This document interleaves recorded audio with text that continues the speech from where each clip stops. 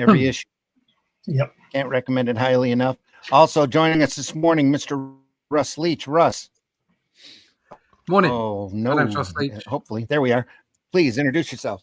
Hello. Yes, I'm a There we comic book artist from the UK, currently drawing stuff like this for the Atlantean. Yeah. So great stuff like that. Yeah. We're in store 1 week left before it goes to print. We're just putting the final pages together and the files and what have you, and then it'll go off to print. So go check that out. That's fundmycomic.com/theatlantean3, or you can sign up for the email list over at russleach.com and find out what's coming next.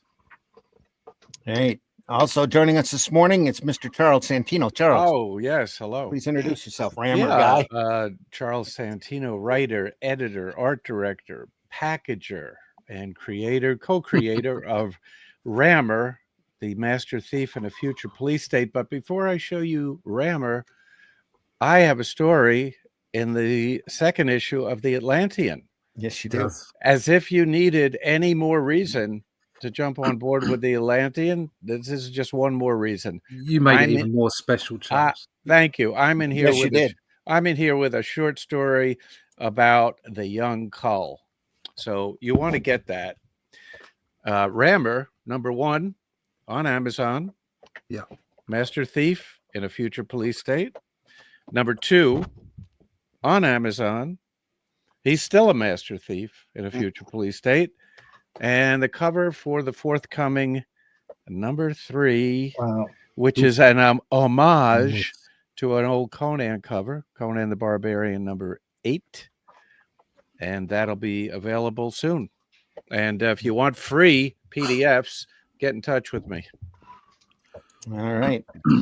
Also joining us this morning, Mike Jimmy is in the house. Mike, how are you? Good morning, good evening, good afternoon. Happy times, everybody. I'm Mike Jimmy, creator of Lava Cora, CEO of Fairies and Ants. Figured I'd come and hang out because normally nowadays I'm a family dad, which means that I get no time off. Yeah, I draw live on Cora. This is a deluxe cover that we did, which are completely sold out. But we're creating a world one story at a time. So every book has a different writer creating their own story about an alien. Absolutely wonderful stuff. I took a long hiatus, and I'm currently working on Love and Cora #8. Which are you still doing animations for that? Oh yeah, that's awesome. Those are good, man. So this is for the first page for Love and Cora #8. Which has been sent off to the colorist. I barely started because I needed some time off. I needed to rethink life, and it feels good to be back into it. Next to that, I'm working on a graphic novel called Sage's Sunset, which is about an owl fighting a dragon, because I might as well do the thing that's made me start comics. Cool. You see everything. Something up for that. I hear that.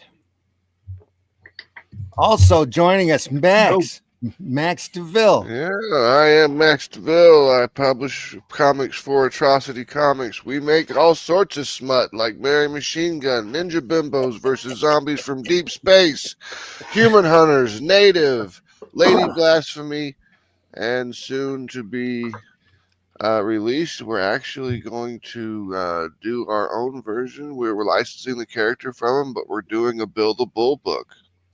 Cool, man. Ooh. Bill the Bull. Art Fisher. Yep. Yeah. He's going to be a contractor in Iraq during the war. I think it'll be fun. Okay. Great. Also joining us this morning, Allison, the Alley Cat. Please introduce yourself. I'm Allison. I write, draw, do comic stuff, manga, whatever you want to call it. I'm also the art editor for an upcoming paperback. It is paperback coming out called The Best of Swords and Sorcery magazine from swordsandsorcerymagazine.com. We're actually launching today at noon. I like your new apartment. Oh, I do too. Yeah, it looks like Wednesday Adams' dorm room. I threw Stephen out and took over the Sanctum Sanctorum. So just for fun. Yep. See, Let's see. avoiding that high New York rent rate. Yeah. Nice. So that'll be the book cover. Very nice. Oh, you just went out the window. Whoop. Yep. You were headless there for a second. Yeah. For the sake of ease and my head, I'm going to turn this off for a sec so I can actually show stuff because that'd be handy. It's only when you turn your head that we lose you. No, when you went all the way back. You have to lean way over. No, you're good there. No, actually when you turn the other direction. That, for some reason. It's because I was holding a piece of paper, Yeah. so it threw it from the background. Yeah. Anyway, all right. So I also have my own character that I draw, which is my character Danny from The Last Sentinel. This is a piece I did actually yesterday. And it disappeared. There we are. Foof. Gone. Oof, that's why I want to turn this thing off. Those crazy spells in Steven's apartment. Yeah, it's a little bit weird. Yeah. At times. I'll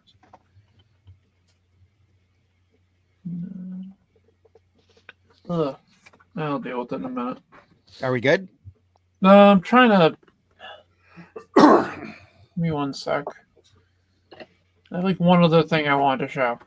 So. Yes, you're trying to teleport to another place. Marv said, "Strange, let you stream, Allison." Yeah, he does. He's as I said, I threw him out, so he's There's Wi-Fi around. Yeah, he's got really good Wi-Fi. He's got no. I don't understand why he's so stuck up half the time. He must have some like. He must be worried about somebody finding his porn. I don't know. He's got porn. I'm gonna say he's got porn blockers on his router.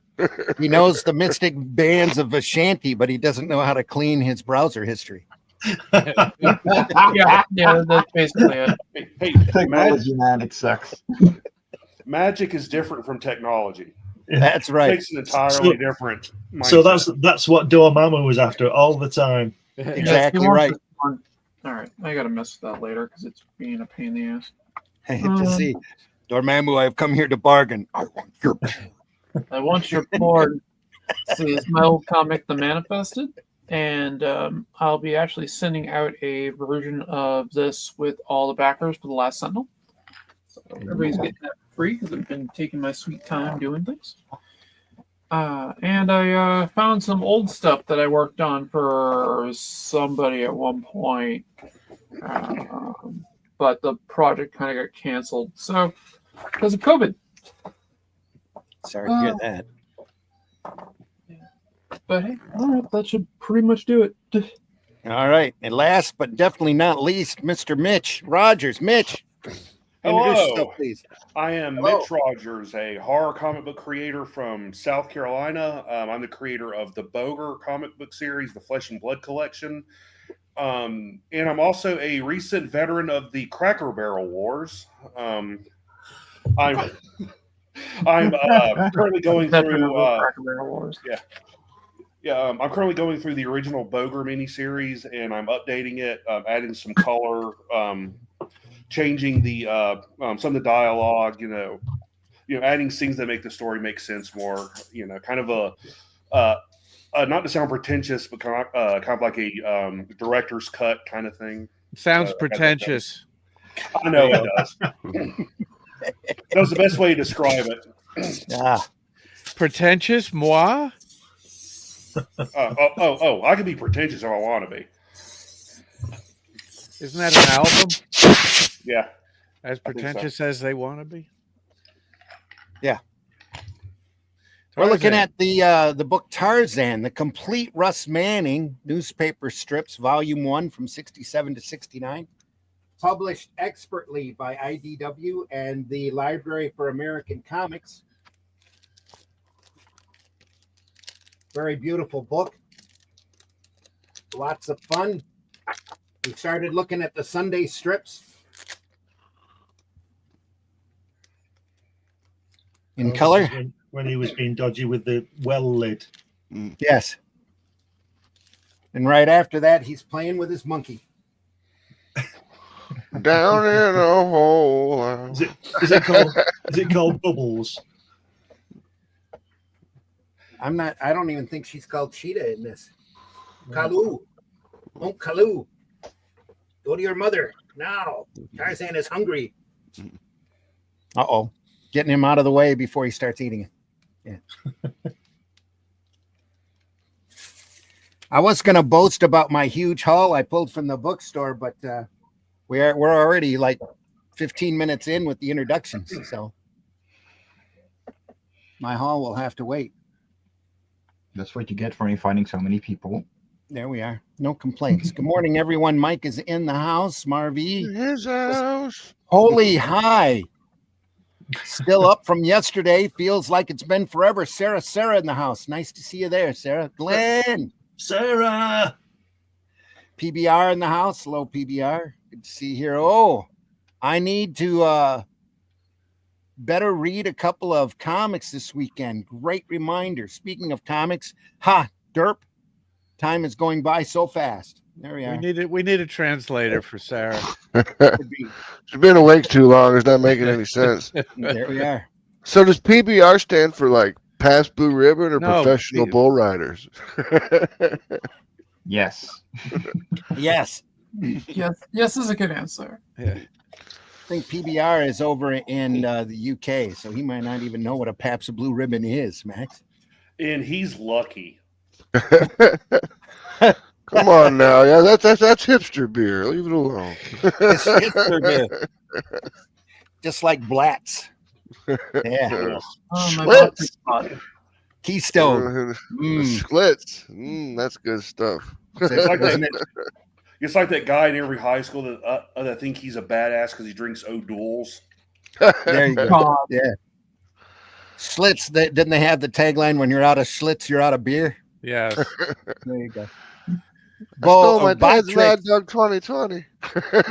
That's my bot. It's watching over everything, so be careful. Botrix has correctly joined the channel. That's good. Yes, it's good like that. Oh, glossy copy. Very cool with what you're showing of the Atlantean and Rammer. Yeah, real nice. They're great books, Sarah. Full house. The Atlantean's cover looked really good. I mean, I like the reflectiveness on the cover. I mean, the art was great, but I mean, I like how you didn't do matte. Well, the printing on that is all Critical Blast. They do a great job. Oh yeah, RG's great. Yeah. Sarah says full house. Marvy says I'm getting the Atlantean only for the ladies. That makes sense. And they will enjoy it. Yeah. I'm Well, typing something out just of it. fine. LOL. Huh? Mitch? I said at least they're getting something out of it. Something. Yep. Professional boob writers, Marv says. Yes. For PBR.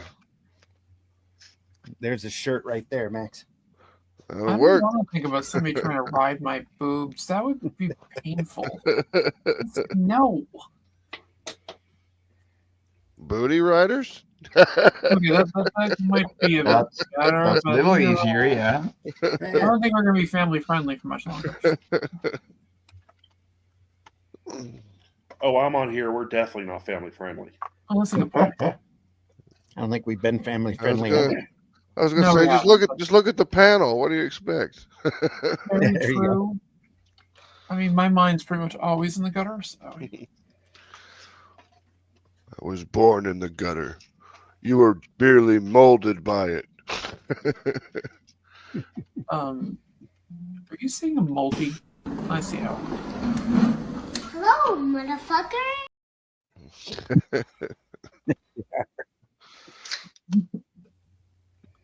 Yeah, that about sums it up.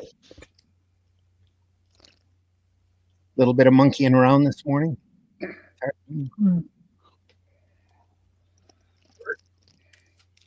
I like the gorilla's sideburns. God. Oh, all real gorillas have sideburns. This is from the late 60s too. So sideburns were in. That's strangely unfortunate. It's like in what's that show? That 70s show. Yeah. And the guy that played Clarence Bodiger, Red Foreman, he was always making fun of that foreign guy, and he called him Tarzan that one time. And he's like, "Okay, I get, Alibaba, I get this, but Tarzan was a white guy." Red was the best character on that show. Hmm. Oh yeah, absolutely. I've pretty much never watched that show. It is definitely worth a watch until Yeah. the last 2 seasons, and then it kind of Yeah. like falls off. But Drives off a cliff. Yeah.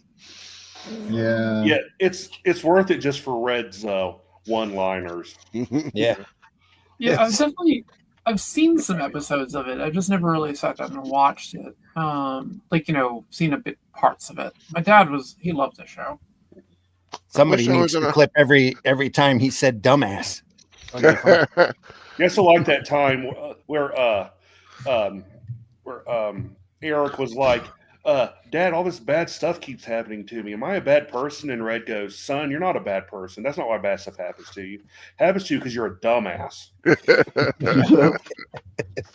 Yeah, that tracks. I wish I was an octopus, so I had 8 foot to put 8 in different asses.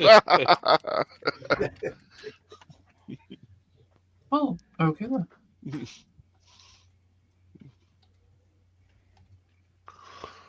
So who's the artist on all these? Or Russ Manning. I know it changed over time, but I didn't know the series we were reading here.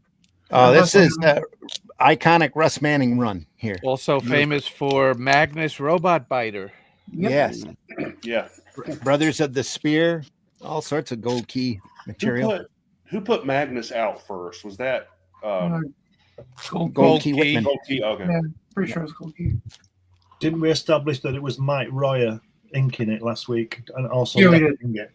He was assisting on a lot of that, yeah. Probably lettering it too. You were saying? My version of assisting is to just monitor. I watch. You want to help me fix the car? Sure, I'll sit here and monitor you. That's That's what my we call supervising. yeah. That's my dad's form of helping. Just standing there and going, "You're going to use that tool on it? Okay." Oh God. PBR stands for Oh. Patrol Boat River. Street Yeah, Gang call- was the call sign for the river boat in Apocalypse Now. Okay. Yes, it was. Oh, I'm get a call back there. I like it. Yeah. Does anyone know if there is a black and white version of this comic? There is not that I'm aware of, but the front of the book carries all of the dailies for that period, and that was done in black and white. That is really cool. Yeah. Absolutely gorgeous brushwork. Yeah, I love the cleanness of Manning's work. All of it's just amazing. Look at the line work here. Great stuff. You just don't see that type of line work anymore, No. No, especially in regular comic strips. Everything's been replaced by silly, simplistic cartoons because they shrink them down so much. You don't get adventure strips in those papers anymore either. So No. Prince Valiant on Sunday, Mary Worth, and Phantom are still around, but not very many more. Are there even papers to put them in anymore? Yeah, Yeah, my local paper Here and has a comics section still, but it's like tucked away in the classifieds. Yeah. Same Well, I here. remember, what was it, Knight Rider or Ritter or whatever they called it? They were the Knight ones Ritter. who owned all that stuff and was putting it all out for the longest time in my local newspaper, and then they canceled the contract with them and then just didn't have any more Sunday Funnies, man. It was no fun. Yeah. That sucks. Happening more and more. Papers are dropping them because they don't think that originally they were built on the comic strips. That's how comic books started. Yeah. The comic strips in the papers were so popular, they stuck them all together into books and put them out on the stands. Dick Tracy, man, that was one of my favorite ones to read when I was a kid. Dick Tracy's still coming out, but it's carried in practically no papers anymore. Yeah, my papers stopped carrying it in the 90s. Yeah. Excuse me. Sorry for the coughing, guys. Allergies are up. When Joe Staten was doing it, he did it for 10 years. I think when he started, which was, I don't know, 13 years ago, it was in 25 papers. Yeah. Let's see, Dick Tracy and the Wizard of Id. Those are my two favorite ones to read. Mine was always Calvin and Hobbes. I like those too. Those were good. Far Side. I still reread Calvin and Hobbes and Far Side collections. They're awesome. I've got like five or six of the big omnibus for the Far Side because my dad was obsessed with those. Oh, look at that! Tumbleweeds, folks. Tumbleweeds. Oh, yeah. Looks like Don Martin, right? What?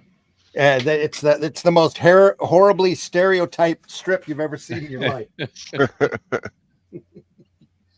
If it's not picking on the natives, it's picking on hillbillies or cowboys, or it's an equal opportunity offender. There's the natives. I don't know if you can see that at all.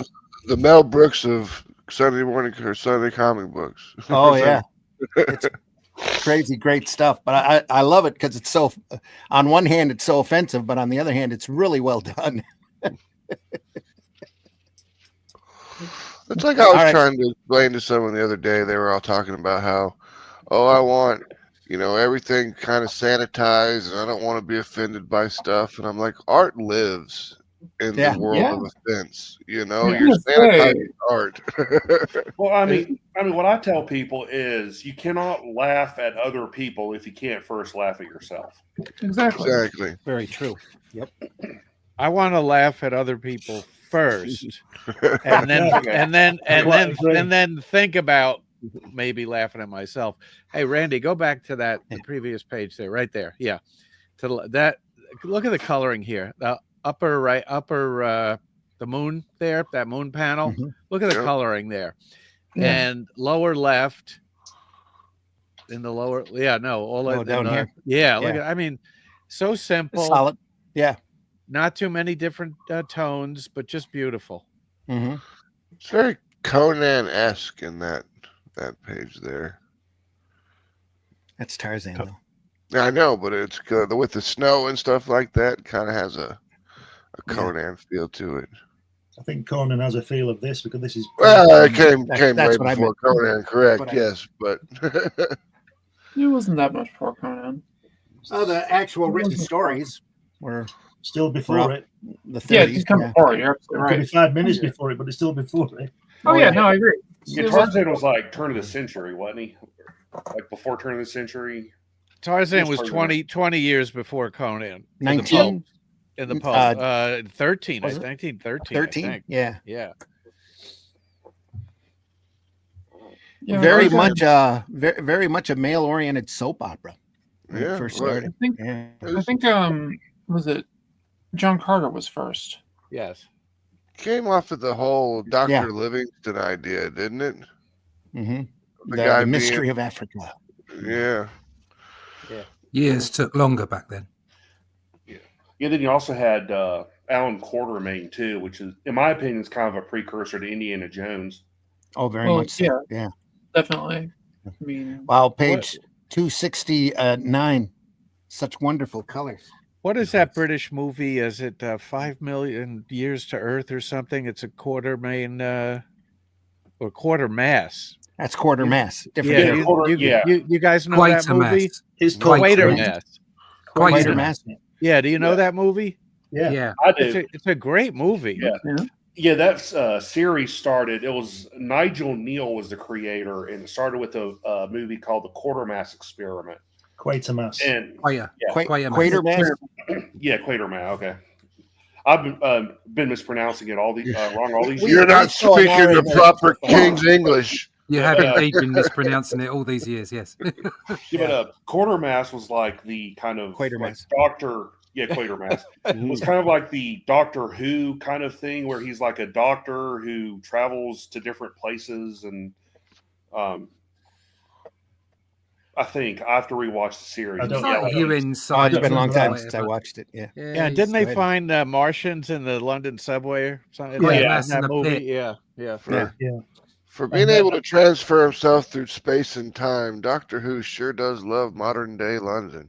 I think the first film was called The Quatermass Experiment. That might have been Yes. a TV show, actually. Yeah. I'm not sure. In the 50s. No, I there just said that. was a black and white film, the Quatermass Experiment. Yeah. Yeah. Yeah, Um, like tentacle but alien. the Quatermass in the pit was like Yes, was that the 60s? 1967. Yeah, that was all in 1967. color, wasn't it? Quite Yeah. garish color, as I remember. Also known as 5 million years to Earth. Right, okay, I Yeah. see.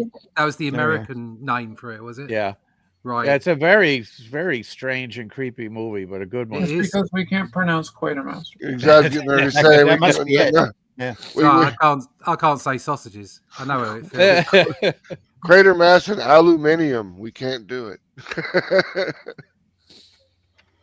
Jalapenos. Yeah, and we put gas in the car and not petrol. I like gas because it comes by the gallon, not by the liter. But you don't put gas in the car. You put petrol in, and it creates gas. They have natural but gas. no. They have natural gas cars. Do they? Yeah. Yeah. The buses here in Chicago run on natural gas. Oh, okay. There's plenty We'd, of gas in Chicago. Yeah, there is. We'd have had a lot more of them if those big car companies didn't come in and just buy up all the But patents. don't forget what Matt Boland said. Life's a gas. Life's a gas. Yeah, they had that one guy that came up with, like, in the 60s, he came up with an 80 mile per gallon carburetor, and Amoco bought it and shelved it. And then he mysteriously disappeared. Disappeared, yeah. Mhm. So odd. Never would have thought. There couldn't be anything bad behind it. Oh, no. nothing, Yeah, well, nothing no, of nefarious course going on there. Here in Flint, we used to have a big trolley system that would run from one end of the city to the next, and then it mysteriously disappeared thanks to a generous donation from GM. No. Oh my god. You also used to have drinking water, from my understanding. We have the water is drinkable now, but back then, yeah. Well, didn't a lot of the pipes they discovered were still from back then. Yeah. By the way, That Yeah. doesn't surprise me. There's probably a lot of lead in them. Didn't whole Elon Musk infrastructure. come in there and, like, give a bunch of filters to all the schools or something like that? Everybody tried to tried to be charitable, virtual signal all Yeah. they wanted, but it was It politics still didn't that do really killed anything. it. Yeah. Yeah, it didn't do anything. All that they found abandoned schools, which there are a lot of them here in the area because we had such a population drop, just filled with water bottles, filled with water. And people just took it and warehoused it in those old abandoned schools and then promptly That's forgot about it. terrible. Yeah, it's obscene. Look Really. at how tight this inking is. Yes. Yeah. Yeah, getting back to this. I love this. Thinking Yeah. is all Back to really nice. Tarzan. Yeah, that's Sunday morning. Tight. It's just Nice crisp, dress. incredibly. I like that. clean. I like that thought balloon in the first panel on the right hand page. It's a woman or a girl. At least the body is. At least the body is. Well, what what else is No, there? that's definitely not a girl's body. Just No. saying. Yeah, Yep. yeah, it's more of a woman's. But, So when do you guys really think that thought bubbles were replaced by captions? Because that seems to be probably the new sometimes thing. the 80s. Um, Around the Dark- Alan Moore era, I think. is Dark when it- Knight Returns is often cited as the book that started. Really. Mm. Yeah, I knew that book was a problem from the start. 'Cause I noticed That and the we- incomprehensible Kingdom Come just totally screwed up comics. But anyway, because we don't do thought bubbles in our stuff. We just do captions, but it's easier to letter that, if you ask me. Well, I have an AI Adobe Illustrator file with a whole bunch of like balloon templates. I just grab it and copy it over and just go from there. That's a good Yeah. idea. I was just going to say the thought bubble probably disappeared with digital lettering.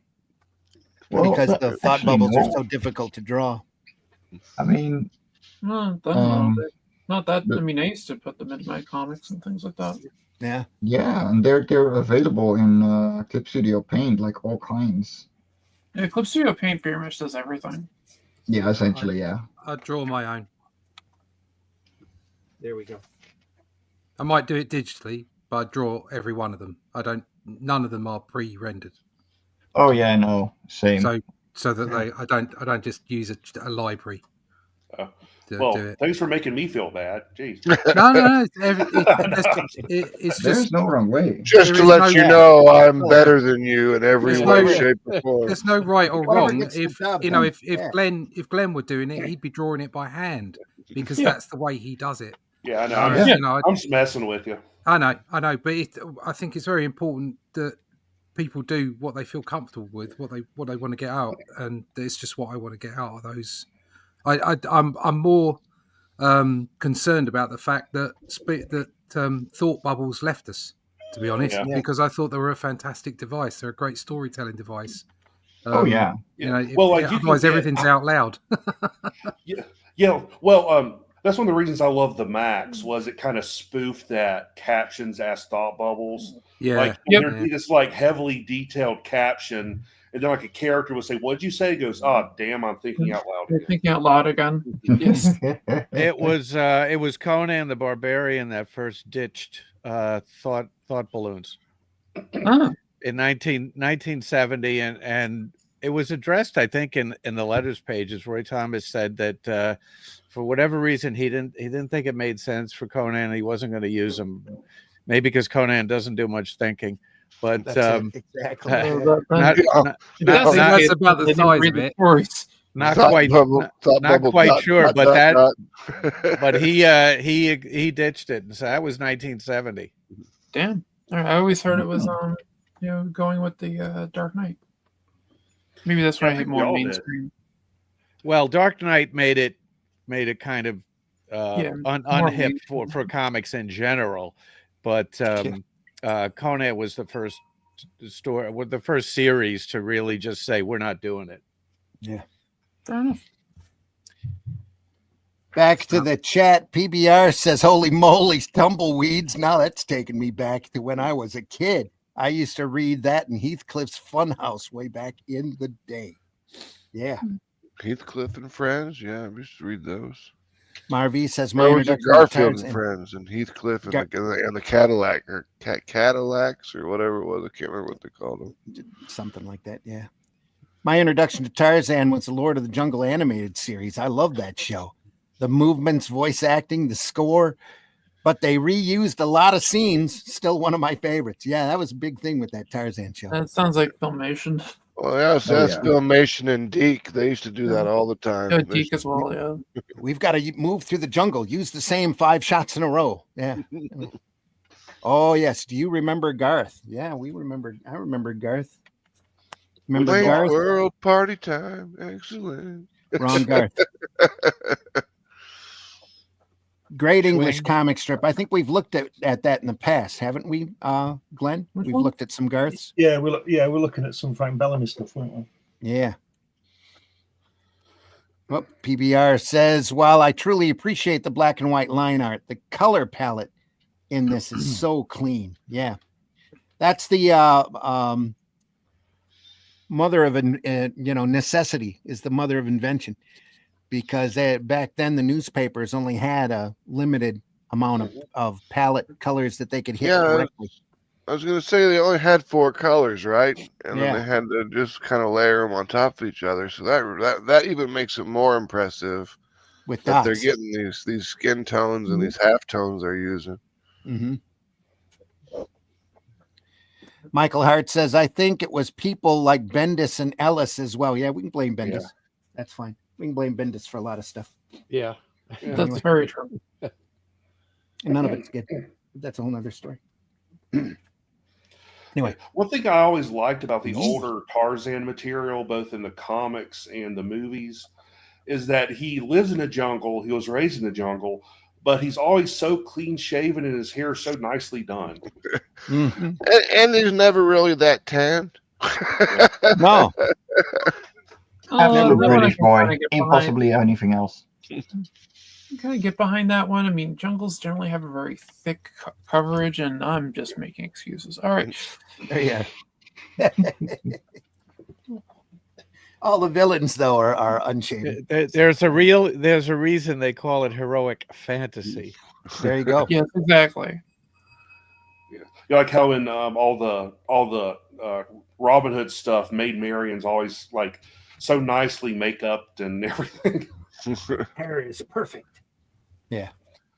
Eyeliner and everything, lipstick. That's amazing because Robin Hood usually is too. Yeah, Mhm. yeah, true. There's plenty of perfect hair on there. Men in tights. Anyway. We're men, we're men in tight.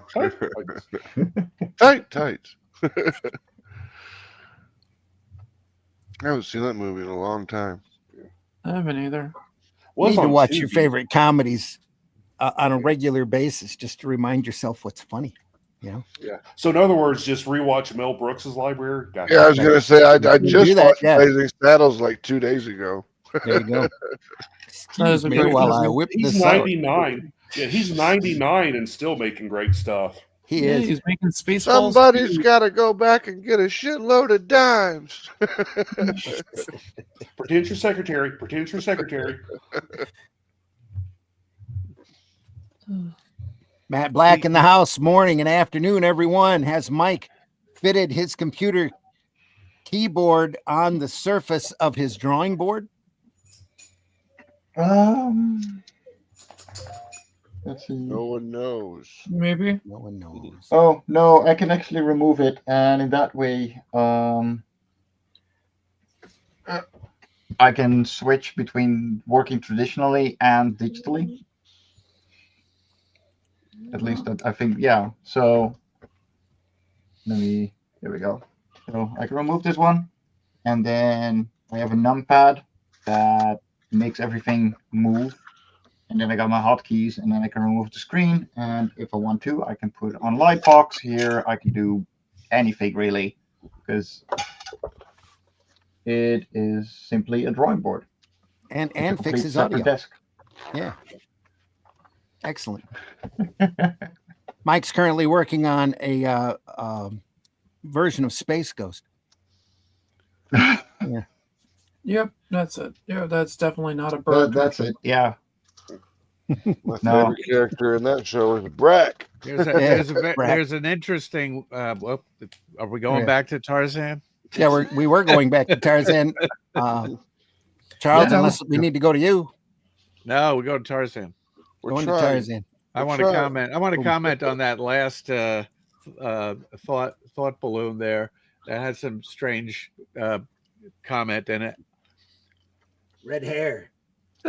It's too short. But could she be the glowing thing? Oh. Yeah, I have no I feel idea what I have offended. no idea what that means, but What's the guy doing with his hand? We're just Couple not of going to feel. go there. he's given Tarzan a purple nurple. must be it. Pink Belly. He's Hey, given Tarzan a glowing thing. PBR says, what is the timeline for this? How old is Tarzan in this? He looks to be in his later teens or early 20s in this. You might be looking at Korak, which is Tarzan's son, who's this guy. Yeah. Oh, The I last didn't know few that. strips have all been Korak. And Korak's got brown hair. Tarzan's got blue sheen in his hair. Blue black. Blue So black.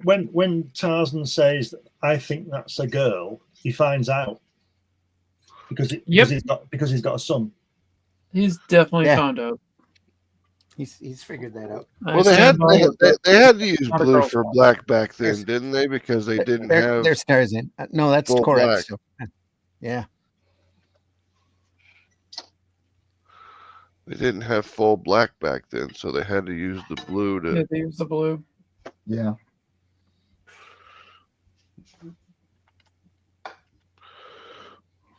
It wasn't Spider-Man's black suit; it was his blue one. Since the natives know how to shave, I saw it in National Geographic Channel. Like this, noise. I was thinking about Crocodile Dundee with that when he's like He's got the shaving off. razor. He's shaving like off in the outback, and then like the girl's coming over, and he's switched over to the knife to make it look like he's shaving. Oh yeah. He's I have he's seen that making movie in Spaceball ages. 2. They can't make a number 2 without Barf. Well, it just so happens He's that his son. Yeah, John Candy's his son is playing Barf. In that, it's Yep. looks Or a lot like him. Barf. LOL. They actually got Rick Moranis to come back to Mhm. acting to be in that movie. Yeah, Yeah. he did. Returning to Dark Helmet. He was And then they there- realised he wasn't an actor. They're well, they almost got Rick Moranis to come back for the third Ghostbusters movie because apparently, like before the god awful 2016 one, the producers kept trying to bring back the original. They kept trying to do Ghostbusters 3, but the producers didn't want it unless the entire cast was going to come back. And And- Venkman was not having anything to do with it. He wanted Yeah. nothing to do with Ghostbusters. He was done. He's Then in passed, the 2016 one. He's Well, actually yeah, one they of the paid him enough old money. 2016 one. Yeah. It It was says- Bill Murray that's like the sole reason we got that god awful 2016 one. Yep. And then thankfully we were able to get the Ghostbusters Afterlife and Frozen Kingdom. And Evolution's the unofficial Ghostbusters 3 because that was supposed to be Ghostbusters 3. Rick Oh, well, Moranis yeah, that's right. retired for 30 years. Yep, Yeah. he was But he's- taking care of But it. he's coming back. He's coming Raised Went his back back. to- kids. Hanging out with his family, yeah. I think his wife That's a passed, good reason. right? And he raised his Yep. kids. Yeah, she had His wife cancer. passed, yeah. Yeah. I have to say, I'm very impressed that he retired and stepped away from everything. Well, You he know, had he- enough money, so He got all the Jerry money, and retired he's got pretty a comfortable. Yeah. Well, it's Gotta- not just that, just that he actually did it. Yeah. Yeah. I mean, yeah, it's great when you have all the money too. Well, The- it the just thing shows that- you that it just shows you he doesn't have the twisted ego that most actors have. Yes, There that's you more go. what I was getting at. Yeah, definitely not Bill Murray's. Yeah. Yeah. And it's not like he wasn't typecast or anything. He's So wasn't comedic. Tarzan's son called Boy? He was called Boy in the movies because it was easy to say, and Weissmuller was cut down to just base English. Where in the actual Tarzan books, he's pretty educated. He calls us. Well, he taught How's himself the how son to correct? read by Yeah. comparing it to the ants moving across the ground in the books. That And always then blew he- my mind. Then he learned French from D'Arnaud. Yeah, that was So he pretty spoke French and read English for a while. weird. Yep. Yep, Tarzan. That is, yeah. Oh, nice. Matt So who's your Blanchard. favorite? Who's your favorite His, Tarzan villain? His wife passed away. Yep. Queen of Opar. No, that's a good one. I'm not familiar enough with Tarzan to really have a favorite villain. Doesn't quite have a rogues gallery. There's a No, couple of reoccurring villains in the early books that keep popping back up. Tarzan throws them off boats and all sorts of stuff to get rid of them. Yeah, look at that face. you're a super criminal, but I'm going to throw you in the water and make you wet, and then you're going to stop being a criminal. There you go. They threw him to the alligator, so he just didn't catch him. That's true. Little Captain Hook action. Pretty much.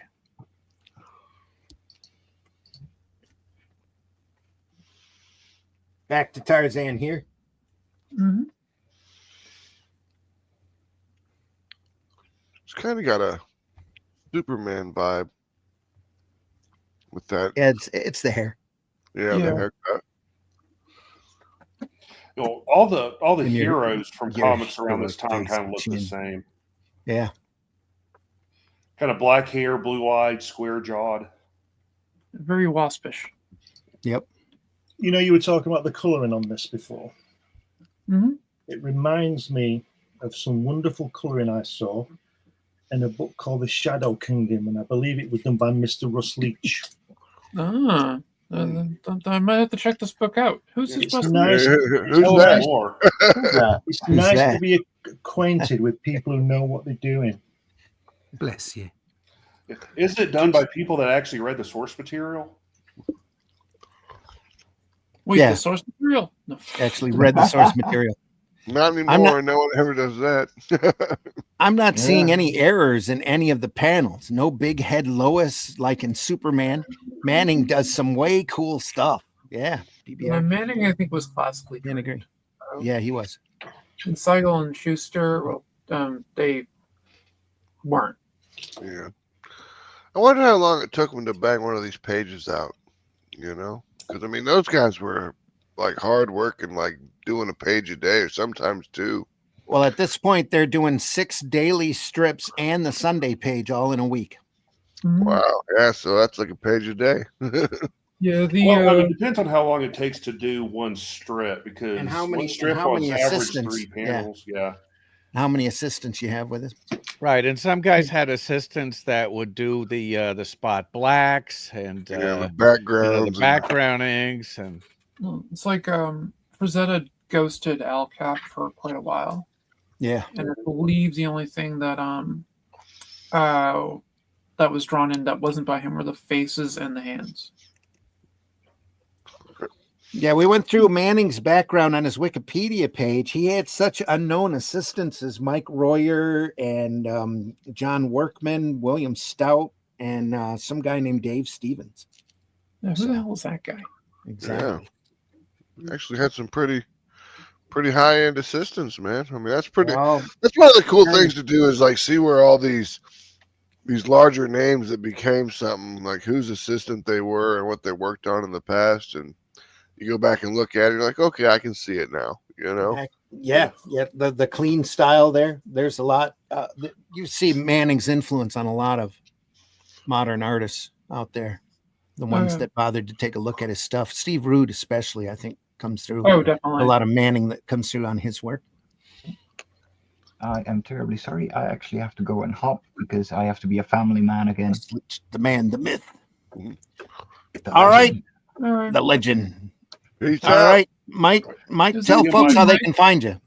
You can find me over on fairiesandends.com. I reactivated the website, rebuilt it, and currently shipping to the United States is literally impossible for us. I'm very sorry about that. If you want to order anything, check out Love and Cora, check out The Sin Killer by Marv, who was in the chat earlier. We Mhm. publish tons of other things.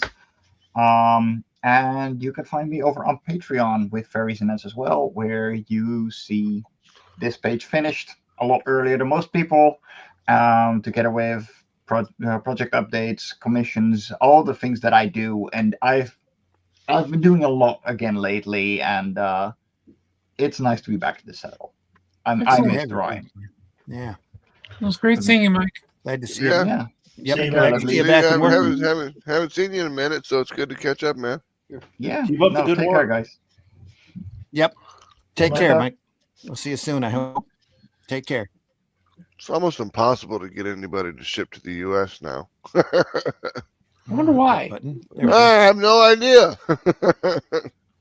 Or out of the U.S. to any other Yeah. country. Oh, that's well, insane. it's expensive. Expensive. I was terrible looking stuff. on eBay. You know the Alan Class comics, the old Marvel reprints by Alan Class. Yeah, go on. Mm. Well, I'm looking Okay. on eBay and I see one. It's $12. That's pretty reasonable, and it's $25 shipping. Wow. Yep. Yeah. And then $35 for your tariff cost. Yeah. Anyway, back to Tarzan.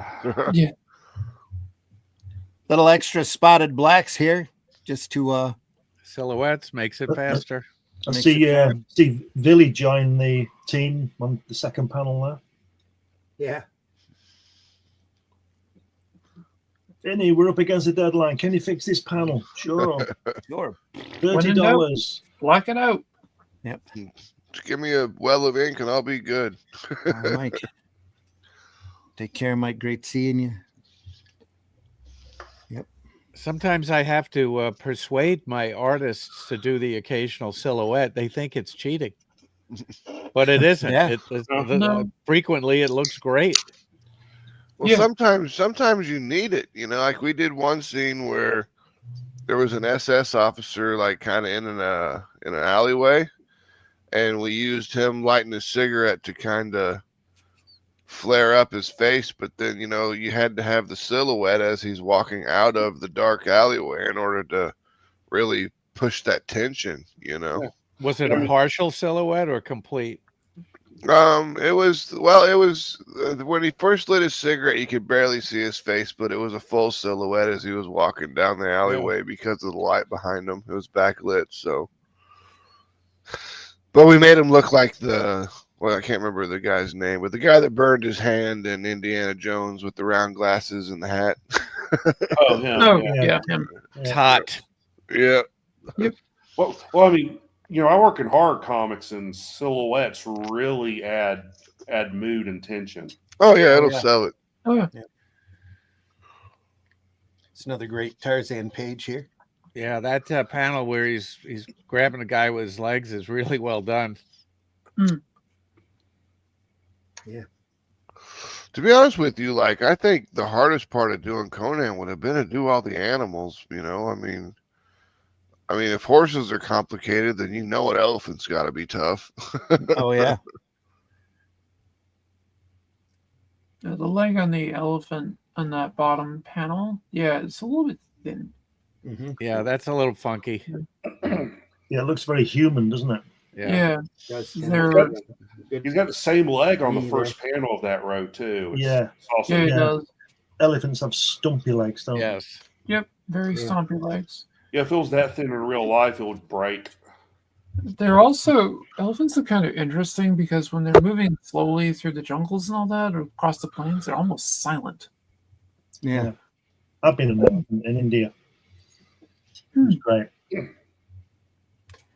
Beautiful animals. The guy who was driving him, so to speak, sitting behind his ears, was whacking him on the head with an iron bar. And this elephant looked around as if to say to him, "Hey, are you really serious, pal?" Yeah. And he stopped. Hitting its head with an iron bar. The guy's lucky he's alive. Yeah, that's what the elephant was saying. Are you real? Yeah. I mean, elephant trainers have been stomped on for less. I mean, Oh yeah. That's right. I'm looking at pictures of African elephants, and those legs are actually only a tiny bit skinnier than what I'm looking at. Right. That's what I was thinking, to be honest. Yeah. It's like, Yeah. if you have a look at an elephant, they're stumpy at the bottom because they don't have feet in the same way. But Yeah, they're flat. they have quite a long thigh bone. And their legs are longer than you think. I knew that they were long. The fully grown adult elephant, the legs are pretty long. Well, the girl in the center panel there looking kind of cute. Yep. I like her headdress. It's like a snake. Yeah.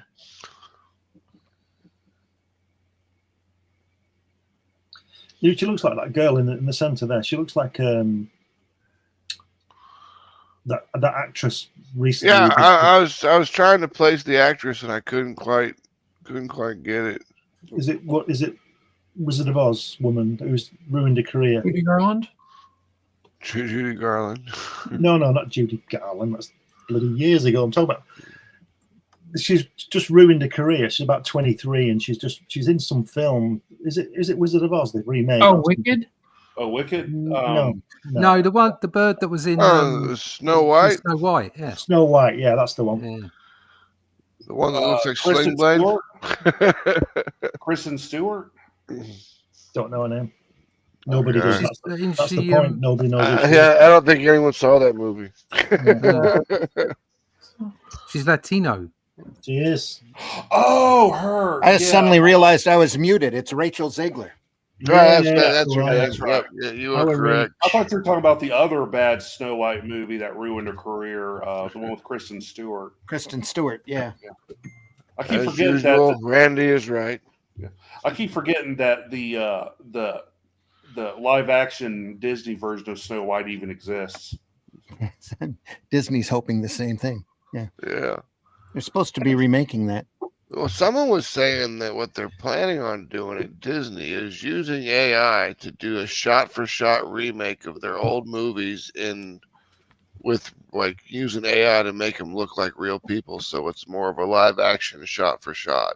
And you don't And have I to pay wouldn't. actors Yep, I wouldn't put it past them, but I don't Yeah, that's think right. it's a Put good people out of idea. work. That works. Yeah. Did you see the Thank- shot-for-shot remake of Psycho? Not a good movie. Yeah, No. it was not very good. Had a lot of talented people involved, but it still was not a good movie. Yep. Good morning, all you magnificent people from Tank Ferret. Oh, What Tank, shot for what's shot up, remake? buddy? I haven't talked to him in a year. Matt Black says, if you look at the first 3 boxes, Jane walks in and says, I see the vines got the better of you again. Tarzan says, what's for tea? No, the vines only get the better of you if you're in what was that Yodeling movie? yell intensifies. Yeah. Uh, The Red Vines? Evil Dead. Evil Dead. Oh yeah. Hey, Tank I Ferret. love that scene. No, not really.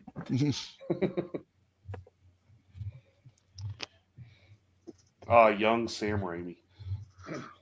Oh yeah, yeah. I like that Thank- first panel. That's really cool. Yeah. The Reds works out really well. I like look- that.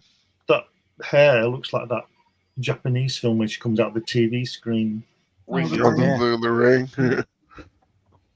It's Sadako. And also, wasn't it on a TV series in the United States in the 60s called Cousin It? Yeah. Yeah. Adam's Family. Adam's Family, that's it. Oh, let me reach into my bag here and show you what I found at the bookstore. Oh, Charles Adams. Oh, all right. Drawn and quartered. Oh, awesome. When Well, you see when you see an Adams collection at a used bookstore, you have to buy it. When was Yeah. that published? So Neil, 1946. Wow. Wow. Oh, forward by Boris Karloff. Yes, forward by Excellent. Boris Karloff. Basically, he says, Charles Adams, amazing. I am no writer. I don't know why I'm here. That's the whole forward. Forward by Edgar Allan Poe. That'd be way forward. Yeah, that'd be Forward impressive. beyond the grave. Yeah. Yeah. Hey, that's how he does it, you know.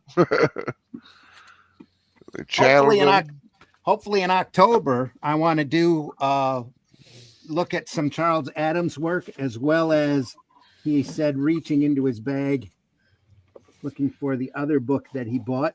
Where is it? Is that it? That's not it. Hang on. One of these. Right here. Gahan Wilson. Oh yeah. Ooh, Oh yeah, there you go. Do you have any Edward Gorey? I do. I have his alphabet, his suicide alphabet. Yeah. Rather interesting stuff. I have a bunch of his books. I used to work for his publisher, and Really? he Cool. came into the office one day, and I met him, and he was quite the gentleman. Was he wearing the long coat? Don't remember, but I do remember him just having a very Victorian air about him. I went to the thrift store around the corner here today, or not yet today, but it was a few days ago. But I got a whole run of Corum for like $20. Oh, cool. Corum, Yeah, which is what? it's the old sword and sorcery book. Oh yeah, the no, what's it? Fritz Lieber? Not Fritz Lieber. Yeah, let me see here. I got it right here. Michael Hold on. Moorcock. Yes. Yeah, I Moorcock. think that's Yep, Moorcock. Yep, Michael Moorcock. That is correct. Put out by First Comics. Oh yeah. That's got some crazy stuff in it. Yeah, if you ever come to Massachusetts and go down to the Cape and I believe it's Barnstable, you can go to the Edward Gorey house. Cool.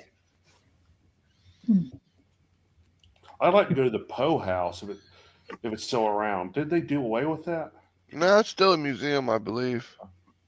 Oh, I'm So sorry. no- Pedro's been hanging out in the green room for too long. Pedro, Oh no, Hey, we thanks gotta for being go. patient. We gotta close the Yeah. show now. I just wanted to say hi to Glenn, but yeah. How you guys doing? Introduce Christ. yourself real quick here. Pedro. Hi, I'm Pedro, Glenn's Okay. best friend. All That's good. right. Yeah.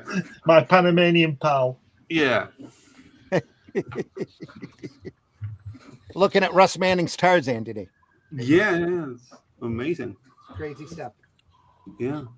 That's a That's little a bit big of old deadline doom here. Do we need a Yeah. background? Nah. Yeah. That's She's turned into Princess Leia. Yeah. The thing that really impressed me about like comic strips like this is how they did it in like just a single page, a few panels, but there was always like a cliffhanger to bring you back for next week, you know? Oh yeah. And I mean, that took some talent for writing in order to continually have the cliffhanger. And then you had to recap, have some new stuff and a new Mhm. cliffhanger. Yep. The dailies were especially crazy like that. That's why you have 3. whoa. Someone's muted. He muted himself. Yeah. That took talent. Muted at the right moment. Is he talking? Okay. Yeah, he know. is. Of course he is. Yeah, I guess he's muted someplace else now. Yeah. No one can hear you, Randy. Yeah. We This is see pretty you funny. pointing. He's revealing the secrets of life Right. now. So let's we need to overdub for him. Yeah. There, It's like a how's that? TikTok- Is that better? It's like a There we TikTok go. video There where you you're go. pointing Oh, at yeah. words. Back. All right. I was going to say the first panel recaps everything to date. Second panel moves the story. Third panel's the cliffhanger to kick off to the next day. So, usually the way Dude, that like works. we were so close to getting Cuban Randy right now. I was getting ready. Hey, you bring me a Cuban sandwich, you can do whatever you want. Oh, yeah, those are good. Is that where we were? That's where we were. Yeah. Yeah. Yeah. Actually, we were here. Yeah, there we go. Look at the detail on that scarf again in the center panel. Yeah. Yeah. He's Fantastic. in love with that scar. It's really not nice. a lot of detail That's cool. everywhere else. Tank says there's the daily strips. Yeah, the daily strips are in the front of the book. That scarf is super convincing folds on it. Yeah. Yeah. Tarzan, take up By the way needle he's point. by the way he's placed the graphics. Yeah. Mhm. Really clever. Jane, teach Tarzan needle point.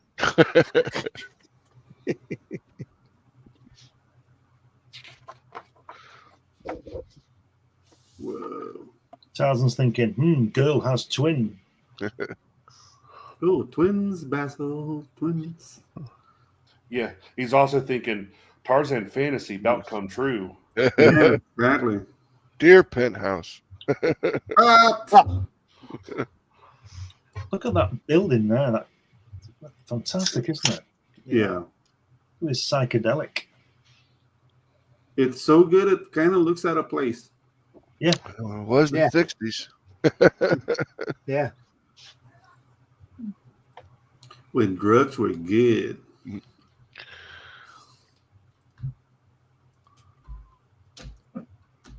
There's a lot of artists that were experimenting with LSD when they were doing comic books.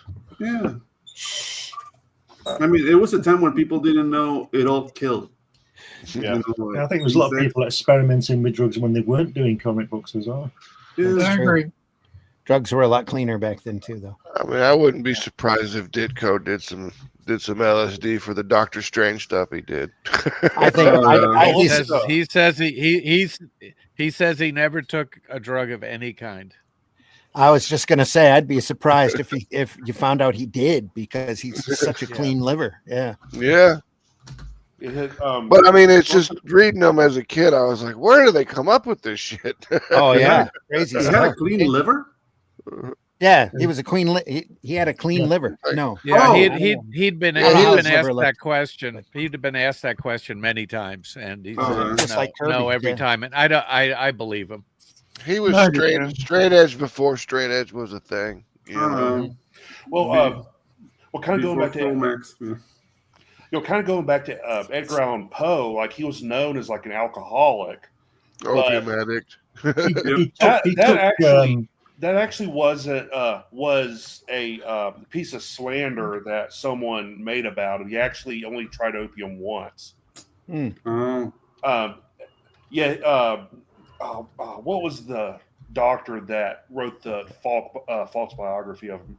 Russ Grunewald or Grunfeld, but someone wrote like a piece of shit autobiography about him right after he died that lied about him and said he was an opium fiend and all this. But Poe, was a known alcoholic, but he could not write during a drinking binge. I can see that. Yeah, no, that tracks. You chase that green fairy, it's going to catch you eventually, you know. Yeah, that time it was like drinking absinthe and all that crazy stuff. Yeah, drank a lot of cognac, and it was kind of like a piece of bad luck in a way because he kept trying to stop drinking, but he was also a gentleman, and one of the things that gentlemen did back then, they never said no. It was like someone to find out, oh, you're the Edgar Allan Poe, let me buy you a drink, and it was considered rude to reject that or to say no, so he just kept falling back into was it on the wagon or off the wagon, or fell off the wagon. Fell off the wagon. I can't remember the name of the movie, but it was pretty good. It was what's his face? What's his face? The guy that played Batman, Christian Bale. Christian Bale. And he was years ago. The he was Illusionist. he was like a detective or something. A detective that worked with Edgar Allan Poe while he was in West Point. It was pretty good. There's another movie that with John Cusack as Poe. Yeah, I remember that. 10 years ago called The Raven. That was good. It was like a killer that was killing people based on Edgar Allan Poe's stories, and he had to find them. Mm-hmm. That sounds interesting. Yeah, that was pretty cool. Tank Ferret says, now I have that scene from Metalocalypse where they're pressing on their eyes in order to hallucinate. Only it's Ditko. Oh, yeah. It's the bottom of the right panel on page 284 and the top left panel on the next page. Just stunning to look at. Oh, yeah. It's always funny looking at these older books because, like, the dialogue, like nowadays in comic books, dialogue is very concise and very cut down. But, like, you look at old Alan Moore stuff and you're like, okay, your dialogue's taking up like 3/4 of the panel. I'd like to see some art, please. Yeah, Eric Larson was actually talking a bit about that this week because he was basically like, I prefer the old Marvel method and let the artist run with ideas rather than the full script. I have to agree with him. Yeah. I mean, we always... he was never on the wagon to fall off. Yeah.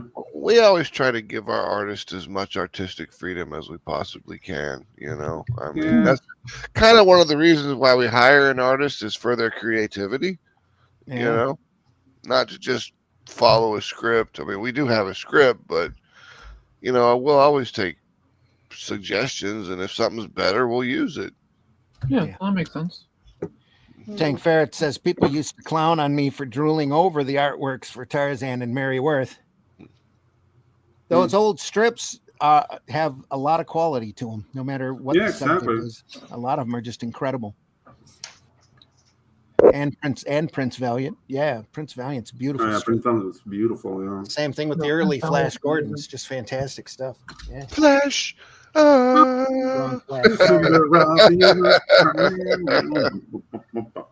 it for this issue. Oh, no! The other offerings.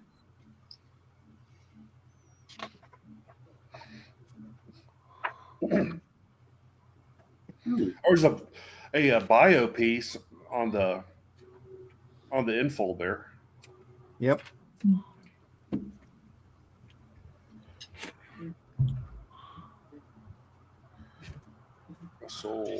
I would like to make the argument that a lot of comic book artists who did comic strips and vice versa did much tighter, cleaner, more professional work when they did comic strips than when they did comic books, and I think it's because there was more of a demand for quality work. You couldn't get away in strips with the kind of nonsense you could get away with in a the comic book. half-assing it, yeah. Absolutely. George Tusk is a good example of that. And Well, I mean, then editors were again- different there then too.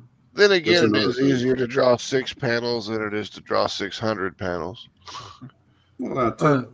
Only if you're trying to draw it in the same amount of time.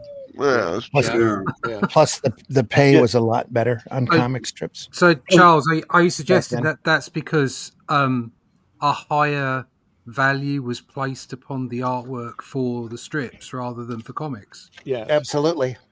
Yeah. Well, the comic strips definitely had a wider distribution than comic books did, since they were in the papers. Yeah, I mean, look at George Tuska's Buck Rogers strips versus his comic book work. Mm-hmm. His comic book work is good, but I mean, there's nowhere near the level of quality he did on the strips. Do you think there's a time difference, or do you so you could say, right, okay, maybe there's more time to do the strips than there is to do the comic book pages because of the way that schedules work out. Is it that, or you could say just the approach to the strip artwork is a different approach? It's approached as a higher, art form. Yes. And the editors of the strips were more demanding, and they would not accept the kind of nonsense that you could get away with in comics. I remember Joe Staten telling me that he started out on Dick Tracy way ahead of schedule, but there were so many redos that the editors wanted over and over again that by the time he left the strip, he went from being 6 months ahead to like a month. Wow. Okay. And you can always tell when an artist is really interested in drawing something, because they put more effort into it. I mean, when they're doing the strips, they really like what they're doing. They get stuck into a comic book and they're like, okay, I got to do 24 pages of this stuff now. So they're not as motivated to maintain quality. Yeah, when you get a chance, just Google George Tuska comic strip and see the level of work that he did for the strips versus what he did for Marvel, for instance. Well, we've been looking at those crime does not pay comics. The first story is always by Tuska, and it's beautiful. Just very different from his Marvel work. Yeah, his strip work was mostly in the 60s. Yeah. Can you please not call it strip work? That sounds. Well, do you think that going into someone like Marvel or something would really kind of hamstring the artist based on Marvel's requirements of what they were? No, I don't think it was that at all. I just think that the standards were lower. Yeah. Comic books were always looked at as kiddie material. Yeah. And also the workflow is different. Yeah, but I just listening to what and seeing what we've looked at over the past 2.5 years, listening to Charles and what have you. That's why I posed the question. It seems that it wasn't just that the schedules are different or a higher standard or even the interest of the artists. There was a higher expectation. Yeah, exactly. And a higher level of respect for the strip art than there was for the comic book. Even the Manning stuff. Look at this versus his comic book work. This is better. Yeah. Oh yeah. Yeah. Well, like every art class I've ever been in, when they find out that I'm, that I was interested in doing comics, they always like kind of, that stuff, stare down their nose at you. Yeah. But every single one of them, every single art teacher I've ever had loved comic strips. And I always thought that was just ironic and kind of stupid, because to me it's both the same concept. You're telling stories in a sequential format with word balloons, thought balloons, captions. And and these people that think that there's a objective difference I there think is they're no all- objective difference. It's just about how it's delivered, as in on a daily or a monthly. Or there is no difference.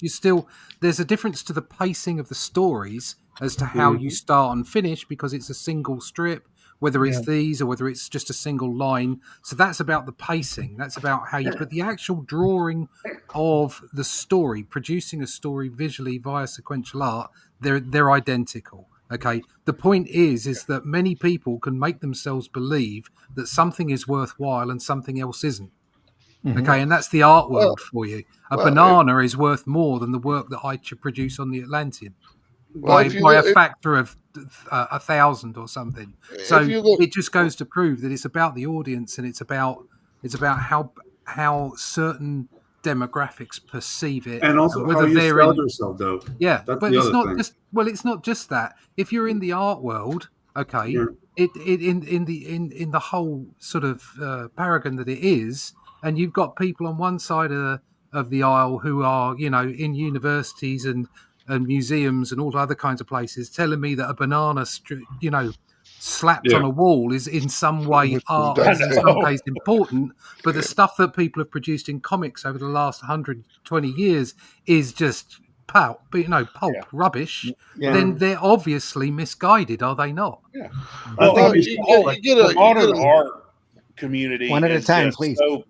Sorry, I didn't mean to interrupt. No, you're all right. You're Mitch, good. go ahead. Go ahead. But the modern art community is just so pretentious and stuck up anyway.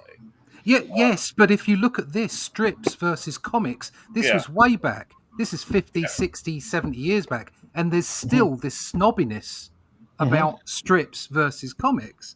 So it's kind of inbuilt into the art world in some ways, or certainly into the publishing world.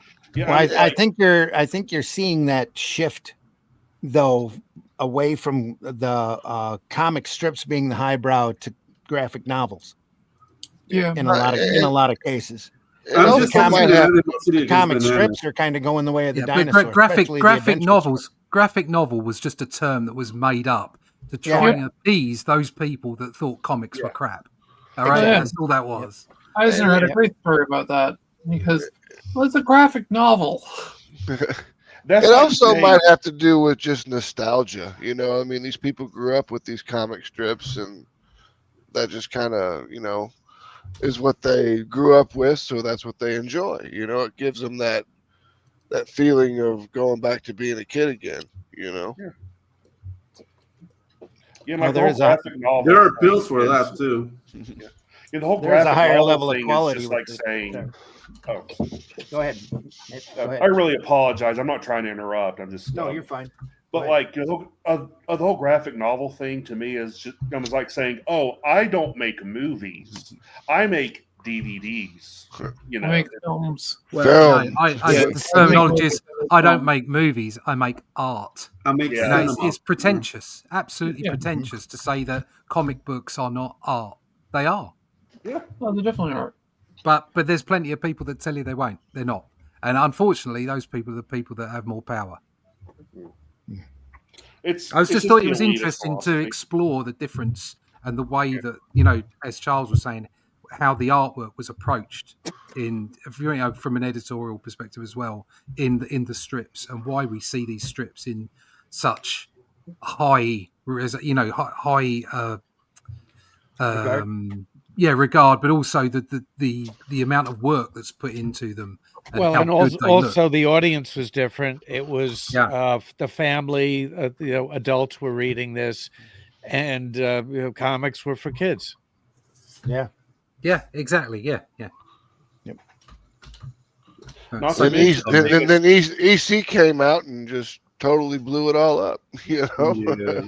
Don't even mention that the biggest readers of comics in the 40s were the people overseas in World War II. I mean, that was a big, huge. And even into the early 50s, a lot of adults were reading comics. Yep. It wasn't until the comics code. Yeah, wasn't until the comics code came out that they kind of said, okay, comics are only for kids and no one else. And ruined everything. Yeah. Which was originally, they weren't for kids; they were for adults.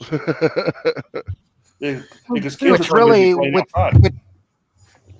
which really spawned the underground and the black and white magazine movement to get away from that Yep. code and to do more adult oriented comics. Thank you, Warren. Yeah.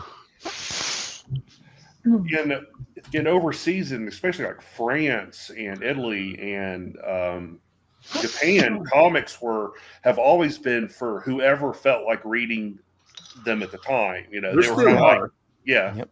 Still are. Still Well, are. you'll see If you go to adults. Italy, like the fumetti culture is huge. It's in France too. So it's something like I didn't know. Like now that I'm getting more into animation work, like they're making a lot of anime in France. Yeah. So Oh, the art form in itself, like at least in Europe, it's alive and kicking. But they Well, do more graphic novels than comic Yeah, books. I was gonna say I remember going to France and I went to a comic book store there, and it was they were all trade paperbacks. You know, they really didn't have any floppies. Yeah. Trade paperbacks or one shot Albums. stories. Yeah. Albums. Yeah, So call them that's albums. the thing about in Europe, they were called albums. So there was never a downplaying of the sequential art aspect of it. They were Right. in America and Britain, it was comics, and then they became these graphic novels. And now you've got, you suggested the term trade paperback. Well, trade paperback is simply a collection of a bunch of Yeah. floppies, right? Yeah. But a graphic novel, the idea was that it was one story, One big especially story. made for a larger format. So that's the whole point, is that places like France and areas of Europe and over in Japan, people are reading graphic novels, albums, whatever you want to call them, they're reading them on their way to work. Old guys on their way to jobs are reading them. It's accepted. It's not looked down upon. That's the point. Leave the manga on the train too. You know, someone else picks it up and starts reading it. You know. Well, manga is more pervasive in Japan than just like as comics and things. Like you buy like a piece of electronics or whatnot. The instructions have manga in it to show you how to hook it up. Well, it's still just disposable entertainment over there. I was just gonna say, Max, more manga over there than there is toilet paper. So Yep. Tank Ferret says, dude, Buck Rogers was my jam. DB, wanna dance, Buck. Yeah. PBR, wrong Buck Rogers, but keep trying. Randy, did you pick up a copy of the Eternaut yet? No, I haven't. I just finished rereading mine. I still can't believe more folks aren't aware of it. Yeah, I wasn't aware of it either until I saw that video from Mark with 4Ks. Yeah. Just very interesting stuff. But every video he does is just incredible.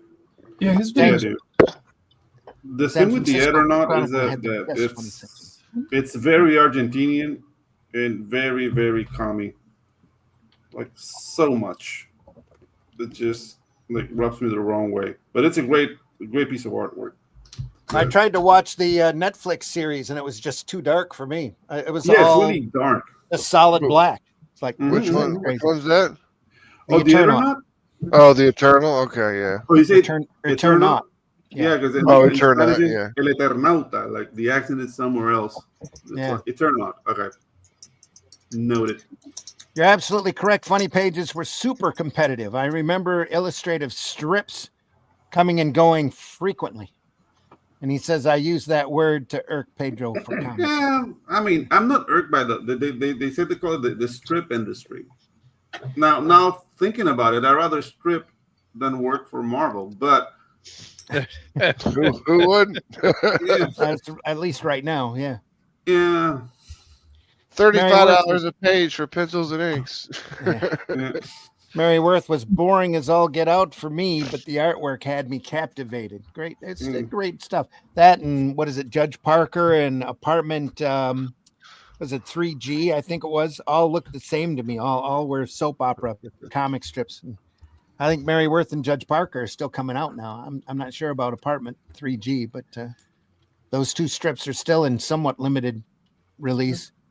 This is just my opinion. Artists don't appear to make much money until the artist is dead. Then they drop or they make a heap of money that the art museum gets, or maybe their family, but I'm probably wrong. Well, you're that not. depends on the artist and Yeah. like, That's true. when people find them. Like, what's his name? Picasso didn't make any money, but Well, Frazetta, his family's made a whole lot more money than he ever did. Yeah, I mean, but the Calvin and did but it I He would made a well. lot of money. His daughters are great. Don't get me wrong. I would be selling that stuff too. But I mean, he's definitely made more money dead than he did alive. well, I was going to his bring up rogue like Andy his, Warhol. his Rogues in the House painting is, I guess, going up for auction. The Conan's the Frazetta's Conan painting. Yeah, that'll pull millions. Yeah, I was offered it when I was in the museum in Florida. Oh, His daughter said I could have it for 20 million. okay. Oh well, I'll take two. Yeah. Chump change. Well, as I was trying to say, like people like Andy Warhol and stuff definitely made money. Yeah. Well, Andy Warhol also had like a film studio, and Yeah, he had that whole like building that he did all the art stuff in. I can't remember what he called it, the factory or whatever. Yeah. he had a factory with the Warhol factory, and he had his superstars that he kind of put out there. And Well, that was just one of them because the guy who painted all the watches and clocks and all that were like Salvador melting. Dali. Yeah, golly, Yeah, golly. he did well. I'll give you another example of comics versus comic strips. How about Leonard Starr? Oh, yeah. He never did anything as beautiful in comic books as he did in comic strips. Kelly Green. Yeah. Great stuff. Mary Perkins on stage. Mary Perkins. Yeah.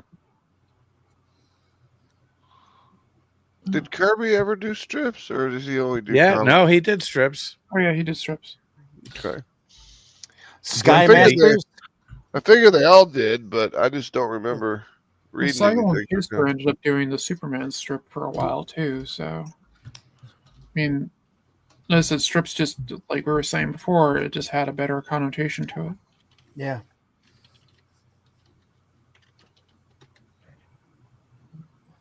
It's about to get attacked. Mm. Here we go with the Queen of Opar. You think like the color palette was so limited in those times? Yeah. Like, you have to be really clever about how you go about it. Oh yeah, but look at how that red pops, though. I mean, Yeah, exactly. That's what I mean. Like you need.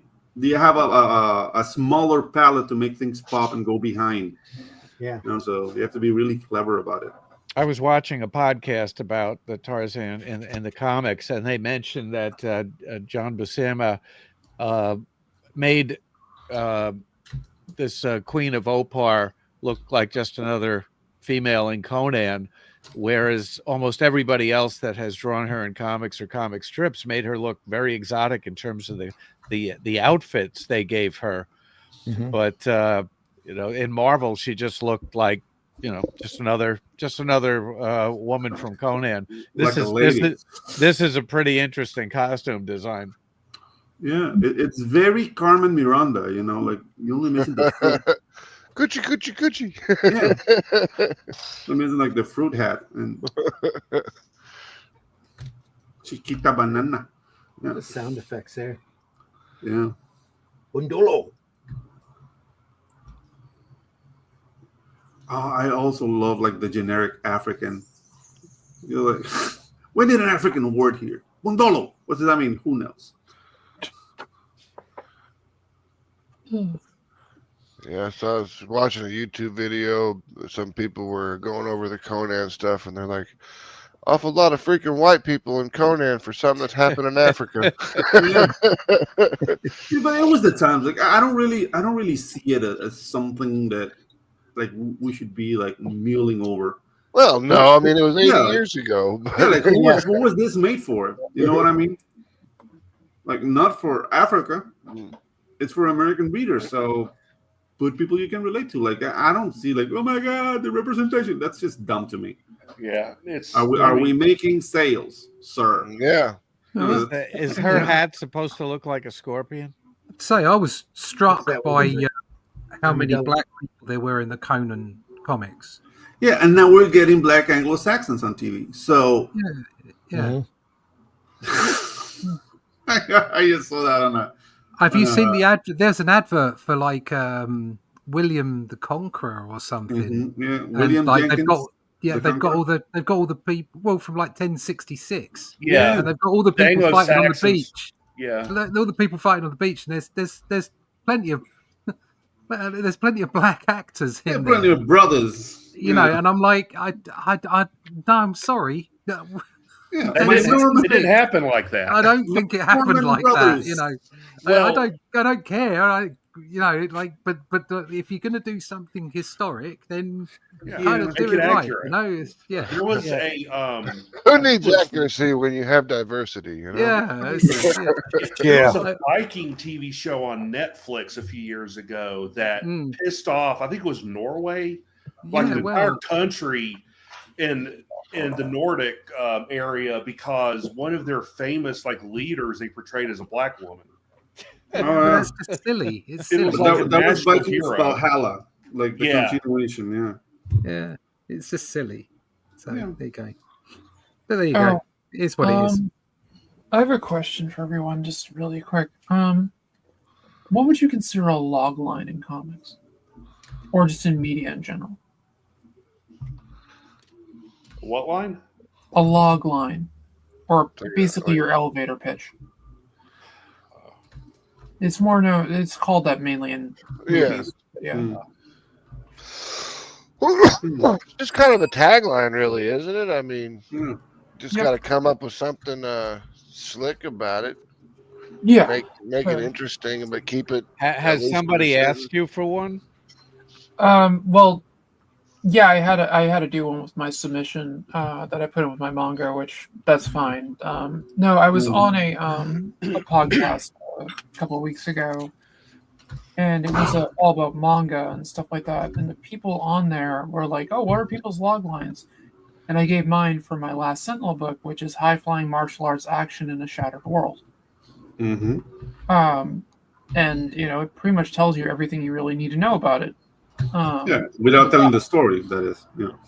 It's over the top martial arts in a kind of a weird post apocalyptic setting that may or may not have been influenced by Thunder the Barbarian.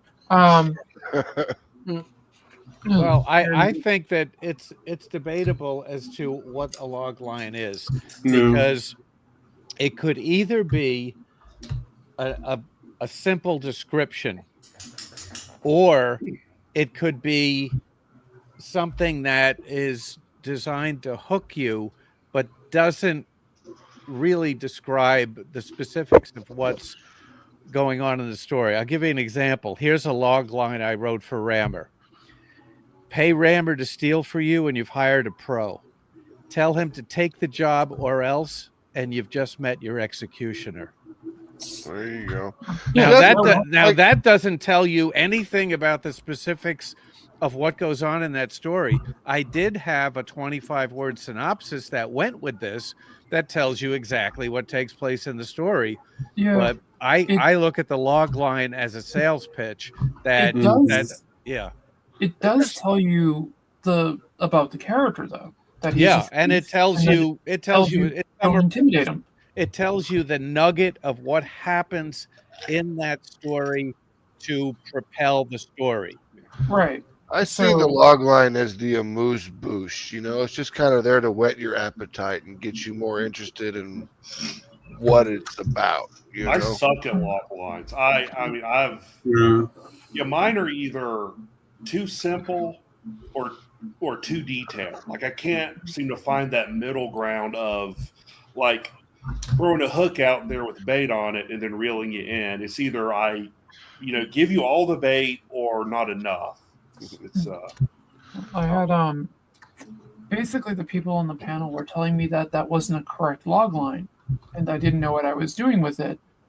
And I just kind of looked at them all and I said, "In space, no one can hear you scream." All right. Yeah, that doesn't tell you anything about the story, but it hooks you.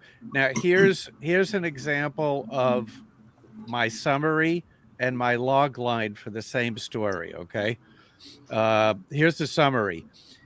Rammer and his team, posing as GFA, that's the government, GFA operatives, infiltrate a jungle hideout to steal precious gems used in robot technology by the aging scientist. Okay, that's the summary. But here's the log line.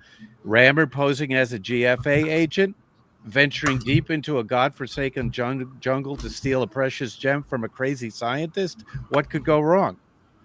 Okay, Yeah. so one is the sales pitch that you put on the back of the comic or the paperback, and the other is a summary to just tell the editor or yourself what it's about. what is this story about. Yeah, Mhm. that was more my point to them, and they just didn't seem to get it. Well, Yeah, but the thing is that- my question to them is, what are you defining as a log line? Is it They just thought- a cold summary, or is it a something to hook somebody? They were saying it was a cold summary, and I said that's not what log lines are. No, it isn't. No, they're wrong. Yeah. I mean, for Mary Machine Gun, mine was Mary Machine Gun, a Templar agent, battles werewolves in a dark church conspiracy in a small Kentucky town, fighting for survival and her faith. That's it. That's a log line, because it tells you a lot, but it doesn't tell you the specific plot elements. Yeah. Yeah, where with mine it was a series overview. Black Matt says, it's just my opinion. Artists don't appear to make much money. Oh, we already said that. Until the artist is dead. Covered that one. Literacy rates were low pre-World War II, and the GED developed by the U.S. Army after World War I exploded U.S. readership of comics. Well, you know, all army manuals are written for 7th grade reading levels. Yeah. Points. Checked out some George Tuska's Buck Rogers. Whoever brought him up just a few minutes ago, thanks much. Was not aware of him. You just made my week. Nice. There you go, PBR. Which country made the best comics? Whatever country you're from. I love how World War II shows like the Pacific highlighted the popularity of comics amongst adults at the time. Yeah. Well, I mean, I like American comics, but I really enjoyed 2000 AD stuff. So I love heavy metal and Metal heavy metal I grew up on. Oh. I don't know.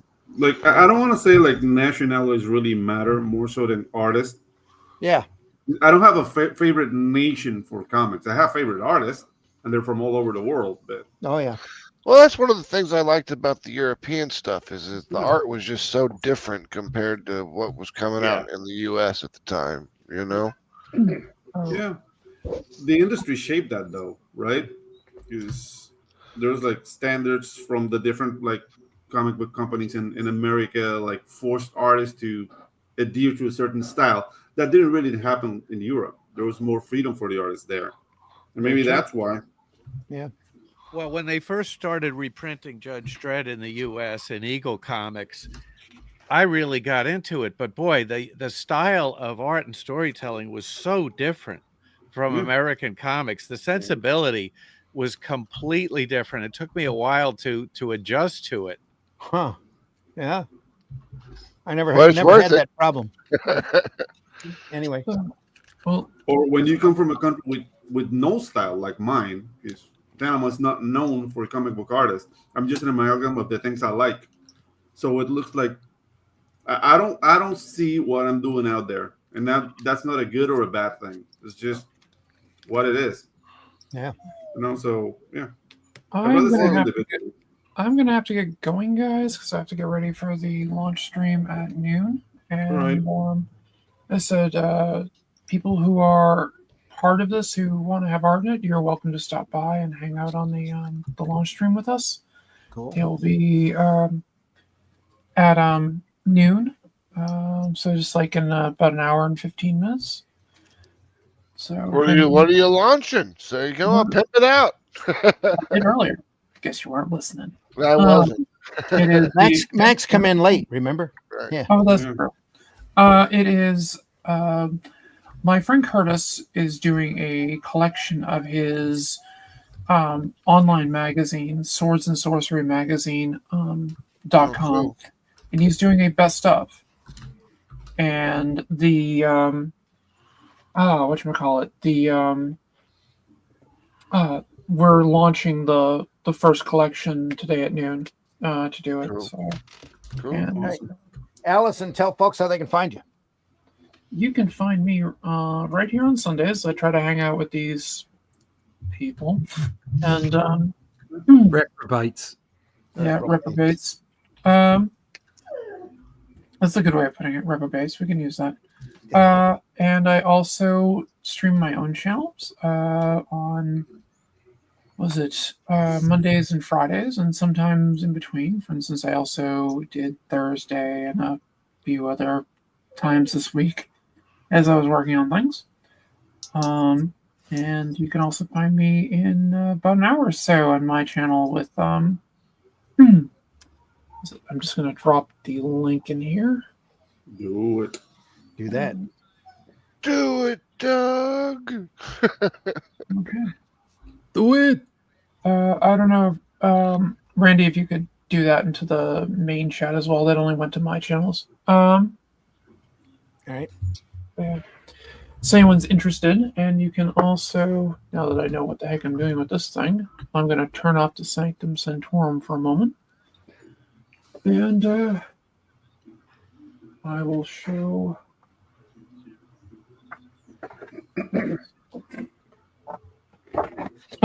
This will be the cover of the book.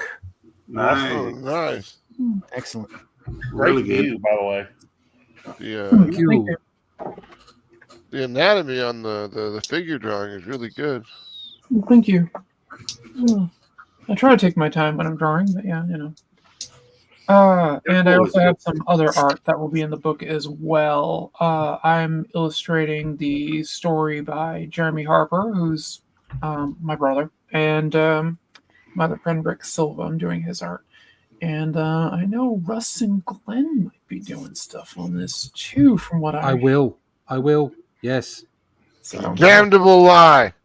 and I believe Glenn might be coming at least later today too. Pedro's asleep. What? No, I'm not asleep. I'm joking. No. The way you were looking there for a second. Yeah, I'm drawing like I always. Yeah, no, I'm draw. doing that. I'm doing that on my tablet over here too. So I get Yeah. that. But I'm also on most of the social media stuff, and I avoid the porn one. That's like X or something. I don't know. Oh, that one. Yeah. I used to be on Twitter, but you know, it's not a cute little bird anymore. So Yeah. I think he just decided to give us the bird. But anyway, so I that's can't cope with X anymore. It's just there's just nothing but people's hate and vitriol, no matter what you're scrolling through. And I'm like, I'm done with this. I don't need this in my life. It was that way back when it was the media. Yeah, it's really funny in the morning to me. Checking out X. All right. Well, I gotta run. But everybody have a great day. Thank you for having me as always. ya. Allison, always Yeah, welcome sure. on. Thank you. Yeah, I might see you soon. We'll see ya. We're going to stop here for the day, folks. We'll pick this up next episode. You'll see a part 3 here next Sunday on the Sunday Funnies. We'll go through more Tarzan Sundays and talk more Tarzan and let the conversation wander wherever it needs to go. So, but in the meantime, Pedro, tell folks how they can find you.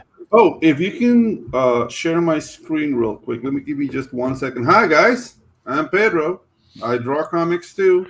Haven't been here for a while. Let me see.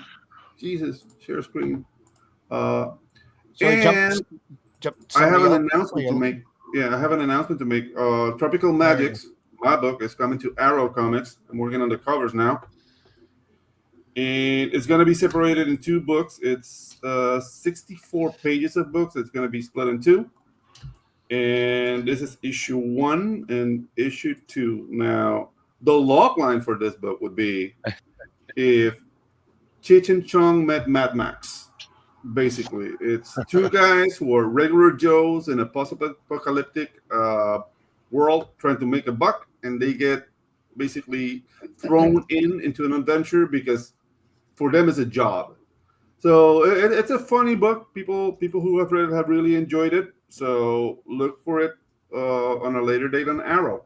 We're working on that right now. So yeah. Yeah, excellent. I heard the guy that runs Arrow is a real dick. I know.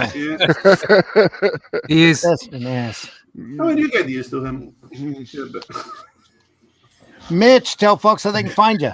You can find me mainly at the Linktree/Celtic Cross Studios.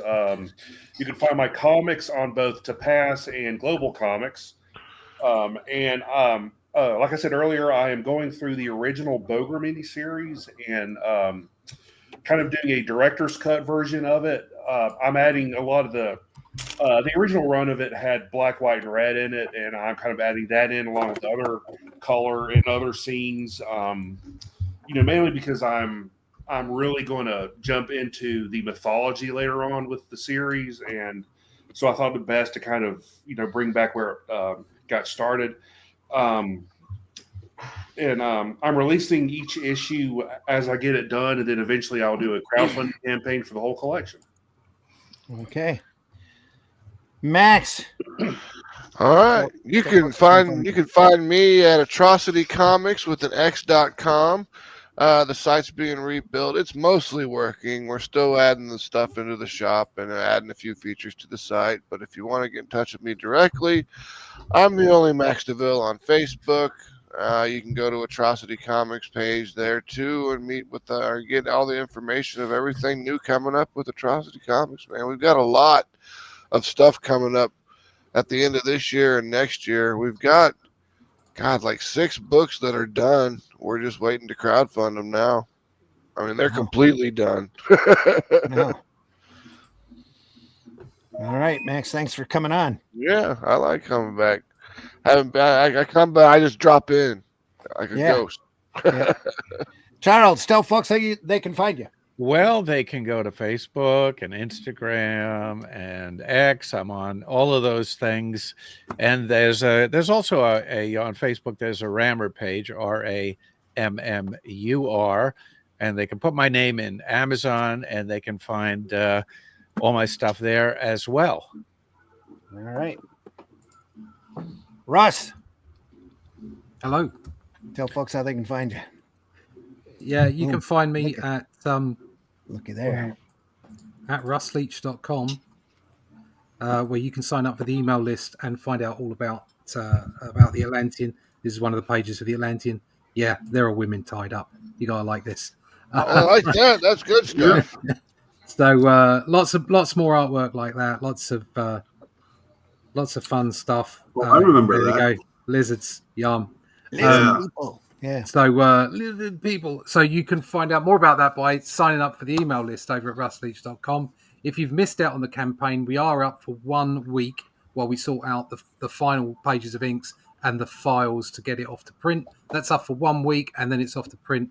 That's in store. You can go find that at fundmycomic.com/theatlantean3, or you can just go to russleach.com and sign up for the email list, and we'll be letting you know when those books are available next, when issue 4 is available, what's going on with the previous issues.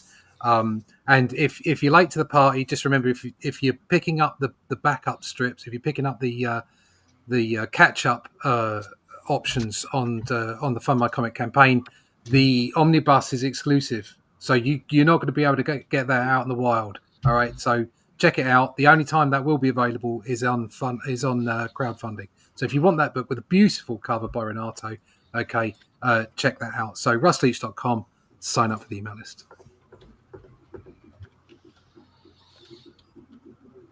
And we're spent. It's just super incredible cover on that omnibus too. I can't wait to see it. Glenn, tell folks how they can find you. You can find me on Randy's show on Friday and Sundays. You can find me on Amazon. All my 12 books are on there. You can find me on all these social media things. There's that many. I don't know what they're called. Just Google my name and you'll find something. I'm all over the place. Find your OnlyFans. All right.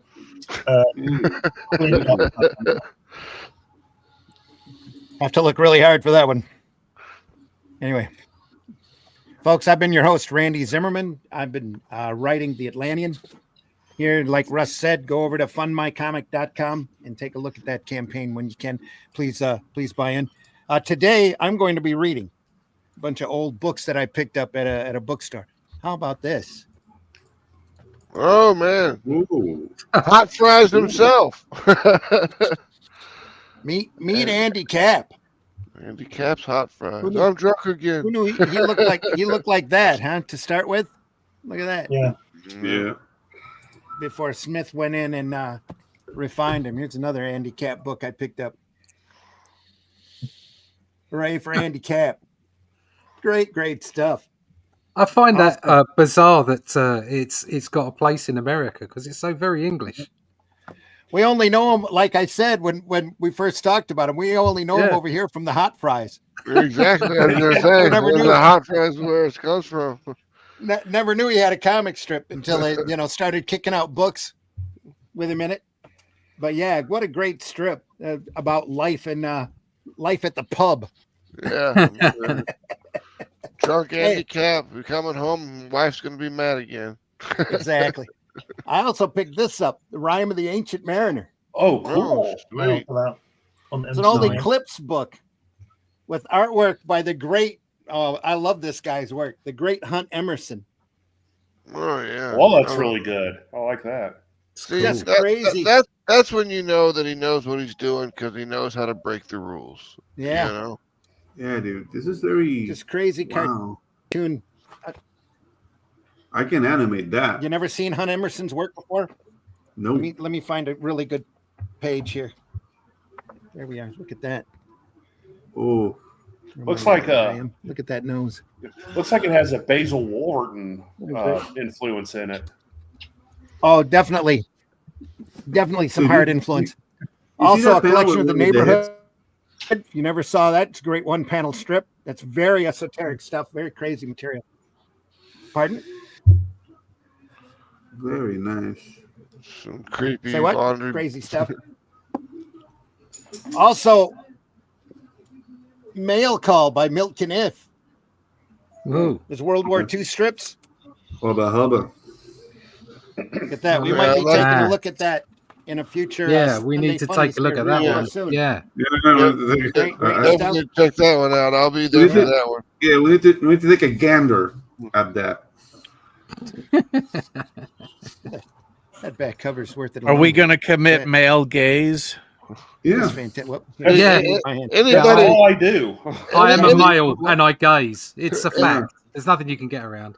Exactly. anybody who uses Betty Page as a model, I will be there. Pogo out. Mhm. Pogo. That. There you go. Great. Yeah, You got a Yeah, real. look at that. That was an eclectic collection. that's front cover. Yeah. Fantastic. Yes. Pogo a la Sunday. Never saw that book before. No, I've never even heard of it. Yeah, me Pick that up. neither. And never heard of Pogo? Holy No. crap!